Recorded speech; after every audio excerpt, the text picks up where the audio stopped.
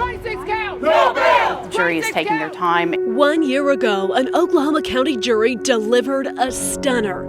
6 weeks of testimony, 4 days of deliberations, and the jury came back with a split decision. 18 convictions, 18 acquittals. The defendant is guilty of the crime of sexual battery. While they may have been torn on the verdicts, their rendering of justice came at breakneck speed. 263 years behind bars for Daniel Holtzclaw. Amen. The sentence was a soapbox for civil rights leaders. Daniel Holtzclaw crumpled under the weight of all those years. We were shocked, as you probably saw in the video, that we were not anticipating a guilty verdict at all. Eric and Kamika Holtzclaw sat in that courtroom every single day. They've spent their life savings defending their only son. He's my son. We love him. I wouldn't think twice to give my heart and soul to have him free. Money is money, but we have a family and we want him home. He didn't do. Yeah. So we are still fighting. Every day fighting for him. They are focused on his appeal now, and evidence they say was misrepresented in court to the members of the jury. They were misdirected, they were misguided, misinformed by the prosecution. Daniel's older sister Jenny is the outspoken advocate in the family. We're obviously going to keep on fighting until Daniel does walk out of those doors. She has spent the year poring over her brother's case, blogging and fundraising, and desperately searching for experts to bolster their grounds for appeal. That's the only thing Daniel has ever wanted, is people to read for themselves, learn about this case.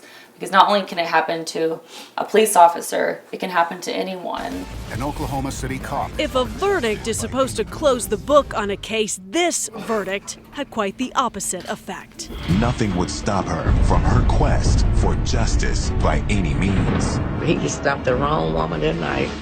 That 263-year sentence seemed to open the door to more questions and more coverage. Every few months, another storyline emerged on national news magazines. But now a group of women who say that they had a very different reason to be afraid. They say a menace wearing a badge. And independent documentaries about the twists and turns in the case. No forensic evidence supported Ligon's account, and her stories kept changing. Today, as many of you know, is the 1-year anniversary of the verdict in Daniel's case. We are in Enid, Oklahoma, on the anniversary of the verdict. It is Daniel Holtzclaw's hometown, and it's his 30th birthday. He is miles away, being held in secret, locked up in a prison out of state. It's a great crowd. We already have. It's almost pretty much packed. I mean, we sold out, so. Another TV crew is unveiling their take on his case.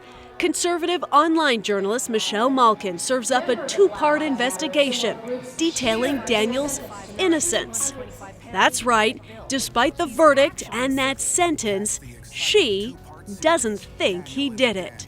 I opened my mind to this shocking possibility that no, he didn't do what he was accused of. Malkin and a vocal minority have joined with the Holtzclaw family to fight for convicted rapist Daniel Holtzclaw. We've had a lot of support from officers saying, you know, they threw him under the bus. It wasn't fair. The ones that worked with him knew Daniel and knew he wasn't that kind of guy. Daniel Holtzclaw's supporters believe he got caught up in a national news cycle where anti-police sentiment silenced the facts of the case. And speaking of the facts of this case, the linchpin of the prosecution, that DNA evidence, the defense now believes may be key in his exoneration. DNA, the microscopic smoking gun. Skin cells in this case containing a one-of-a-kind genetic code. Certainly the presence of biological material weighed heavily with the 12 jurors who convicted Daniel Holtzclaw.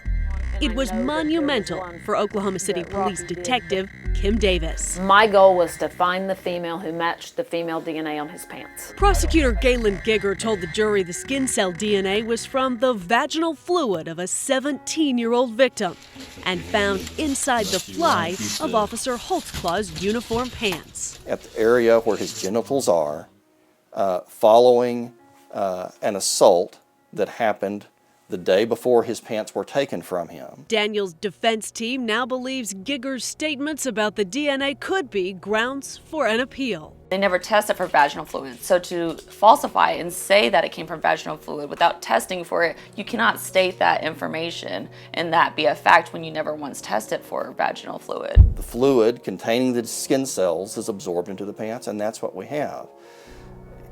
If Mr. Holtzclaw or his supporters are advocating that there is a test that determines that this is vaginal fluid, they are lying.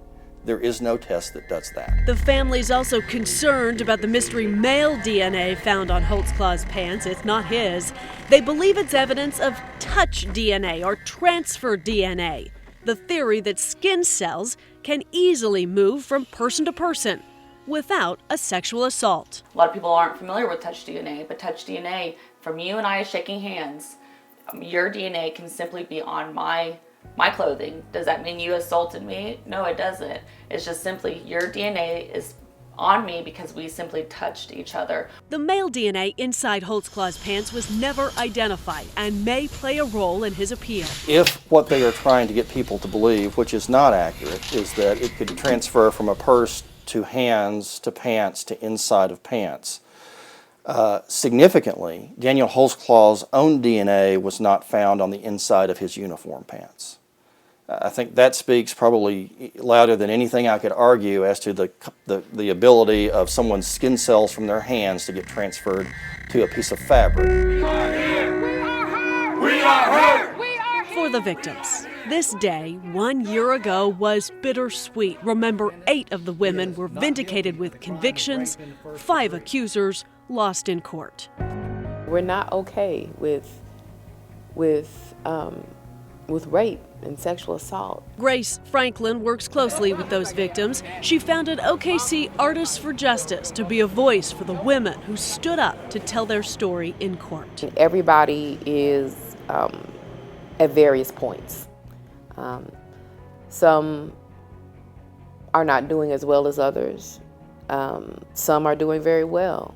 You know, it's been a long road. Franklin says many are still being attacked online by rabid supporters of Daniel Holtzclaw. A year after, it's still not over.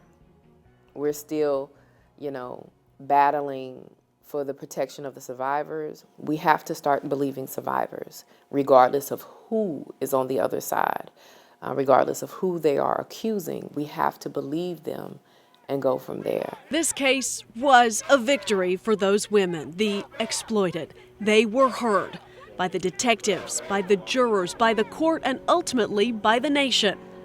Is it possible they all got it wrong? Or did the disgraced officer get what he deserved? The legal system has spoken. 1 year later, outside the courtroom, the debate rages on. Allie Meyer, Oklahoma's News Channel 4.